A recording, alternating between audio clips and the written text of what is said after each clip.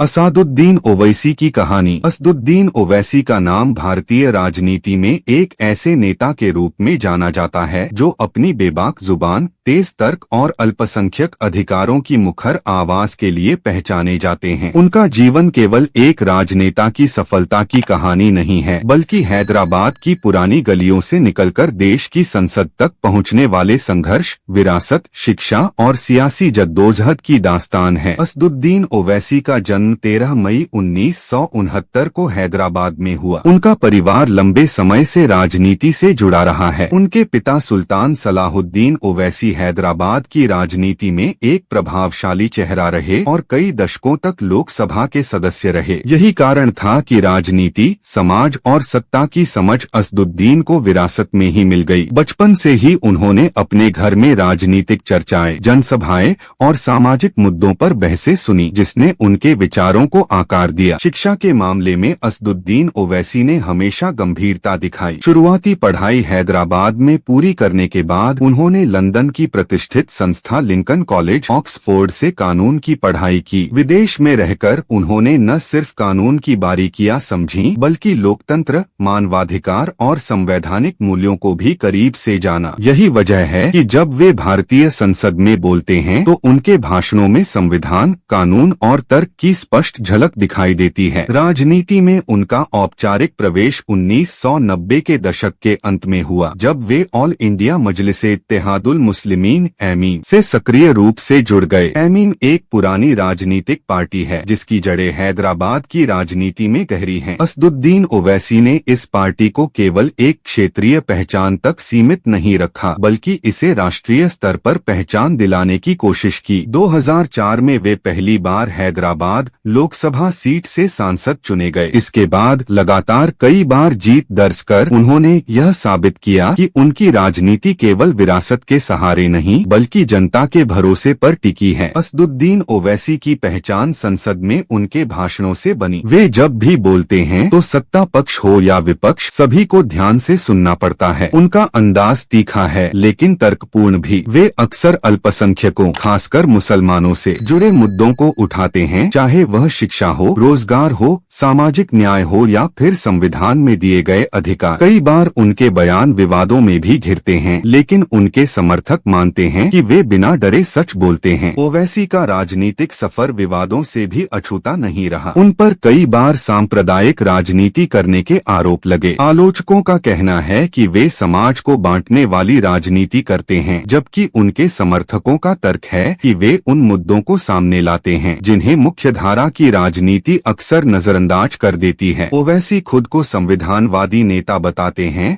और कहते हैं कि उनकी लड़ाई किसी धर्म के खिलाफ नहीं, बल्कि अन्याय और भेदभाव के खिलाफ है। समय के साथ असदुद्दीन ओवैसी ने एमीन को हैदराबाद से बाहर भी फैलाने की कोशिश की। महाराष्ट्र, बिहार, उत्तर प्रदेश, पश्चिम बंगाल और कर्नाटक जैसे राज्यों में उनकी पार्टी ने चुनाव लड़े। कुछ जगहों पर उन्हें सीमित सफलता मिली तो कहीं हार का सामना करना पड़ा, लेकिन इतना तय है कि उन्होंने देश की राजनीति में एक नई बहस छेड़ दी कि क्या अल्पसंख्यकों की अपनी स्वतंत्र राजनीतिक आवाज होनी चाहिए या नहीं। असदुद्दीन ओवैसी का व्यक्तित्व केवल एक राजनेता तक सीमित नहीं है। वे एक वकील हैं, एक पढ़े लिखे बुद्धिजीवी हैं और एक ऐसे वक्ता हैं जिनके भाषण सोशल मीडिया पर लाखों बार देखे जाते हैं। वे अंग्रेजी, हिंदी, उर्दू और तेलुगु जैसी भाषाओं में समान रूप से प्रभावी ढंग से बोलते हैं, जिससे उनकी पहुंच और व्यापक हो जाती है। उनकी राजनीति का एक अहम पहलू यह भी है कि वे युवाओं को शिक्षा और संवैधानिक अधिकारों के प्रति जागरूक करने की बात करते हैं। वे अक्सर कहते हैं कि मुसलमानों को केवल भावनात्मक मुद्दों में नहीं उलझना चाहिए, बल्कि शिक्षा, आर्थिक तरक्की और राजनीतिक समझ को मजबूत करना चाहिए। यही संदेश वे अपनी जनसभाओं और भाषणों में बार बार दोहराते हैं। असदुद्दीन ओवैसी के जीवन में आलोचना और समर्थन दोनों समान रूप से मौजूद रहे हैं। एक वर्ग उन्हें लोकतंत्र की मजबूत आवाज मानता है तो दूसरा वर्ग उन्हें विभाजनकारी राजनीति का चेहरा बताता है, लेकिन इसमें कोई शक नहीं कि वे भारतीय राजनीति के उन चुनिंदा नेताओं में से हैं जिन्हें नजरअंदाज करना आसान नहीं है। उनकी मौजूदगी संसद में बहसों को तेज करती है और कई बार सरकार को असहज सवालों का सामना करना पड़ता है। आज असदुद्दीन ओवैसी भारतीय राजनीति में एक स्थापित नाम है। हैदराबाद की गलियों से लेकर दिल्ली की संसद तक उनका सफर संघर्ष, शिक्षा, विरासत और विवादों से भरा रहा है। उनकी कहानी यह बताती है कि भारतीय लोकतंत्र में हर आवाज, चाहे वह कितनी ही तीखी क्यों न हो, अपनी जगह बना सकती है। यह कहानी केवल असदुद्दीन ओवैसी की नहीं, बल्कि उस राजनीति की भी है जो सवाल पूछने और जवाब मांगने से कभी पीछे नहीं हटती। वहीं से कहानी आगे बढ़ती है जहां असदुद्दीन ओवैसी भारतीय राजनीति में एक स्थापित और अनदेखा न किए जा सकने वाले नेता के रूप में उभर चुके थे। संसद में उनकी मौजूदगी अब केवल सवाल पूछने तक सीमित नहीं रही थी, बल्कि उनके शब्द सरकार की नीतियों, मीडिया की भूमिका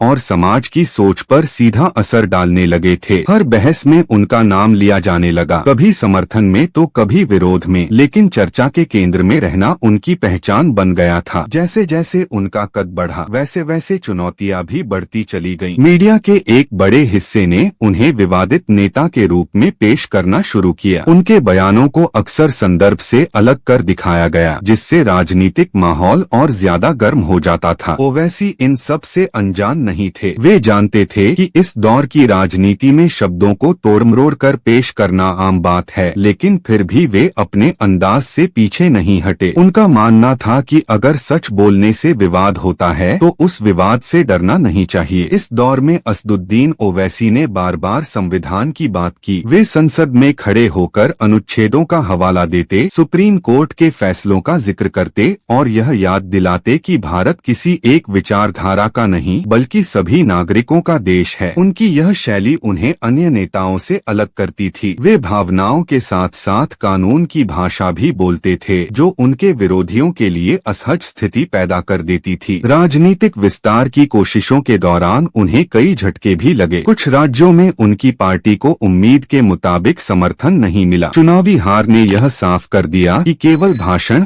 और मुद्दे उठाना ही काफी नहीं, बल्कि जमीनी संगठन और स्थानीय नेतृत्व भी उतना ही जरूरी है। इन असफलताओं के बावजूद ओवैसी ने पीछे हटने के बजाय आत्ममंथन का रास्ता चुना। उन्होंने सार्वजनिक रूप से कहा कि राजनीति में हार भी एक सबक होती है और हर हार अगली रणनीति की नींव रखती है। इसी बीच उनका रिश्ता युवाओं से और गहरा होता चला गया। सोशल मीडिया पर उनके भाषण, उनके तर्क और उनकी बहसें वायरल होने लगी। कॉलेजों, विश्वविद्यालयों और युवा मंचों पर उनका नाम चर्चा का विषय बन गया। कई युवा उन्हें इसलिए सुनते थे क्योंकि वे सवाल पूछने की हिम्मत देते थे। वे कहते थे कि लोकतंत्र में सबसे बड़ा अपराध चुप रहना है और नागरिक का सबसे बड़ा हथियार सवाल पूछना है। हालांकि उनकी राजनीति केवल भाषणों तक सीमित नहीं रही। हैदराबाद में उनके द्वारा चलाए गए शैक्षणिक और सामाजिक प्रयासों की भी चर्चा हुई। गरीब और पिछड़े तबकों के लिए शिक्षा के अवसर, स्वास्थ्य सुविधाएं और कानूनी सहायता जैसे मुद्दों पर उनकी पार्टी ने काम किया। उनके समर्थक इसे उनकी नीयत का प्रमाण मानते हैं, जबकि आलोचक कहते हैं कि ये प्रयास भी राजनीतिक प्रभाव बढ़ाने का जरिया है। सच चाहे जो हो, लेकिन इन पहलों ने उनकी छवि को केवल संसद तक सीमित नहीं रहने दिया। समय के साथ असदुद्दीन ओवैसी का नाम उन नेताओं की सूची में शामिल हो गया जिनसे सहमति हो या असहमति, लेकिन जिनकी अनदेखी संभव नहीं। वे भारतीय राजनीति के उस आईने की तरह बन गए जिसमें समाज की असहज सच्चाइयां साफ दिखाई देती हैं। उनकी बातों से कई लोग नाराज होते हैं, कई प्रेरित होते हैं और कई सोचने पर मजबूर हो जाते हैं। यही वजह है कि असदुद्दीन ओवैसी की कहानी अभी खत्म नहीं होती। यह कहानी हर नए चुनाव,